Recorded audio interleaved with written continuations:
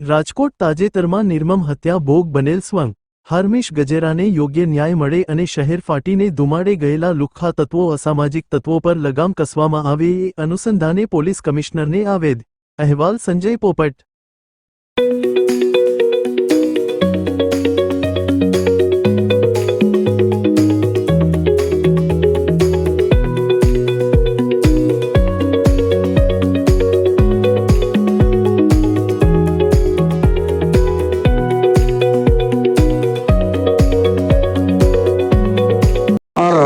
चिराग काकड़िया राष्ट्रीय महामंत्री आंतरराष्ट्रीय कुर्मी सेना सीपी साहेब ने अमे आवेदन आपवा आव्या छीए। 4 दिवस पहला जे गजारी घटना बनी एमां हरमेशभाई गजेरा युवा व्यक्तिओनुं जे मर्डर करी नाख्युं सामेवाळो व्यक्ति गुनाहित इतिहास धरावे छे।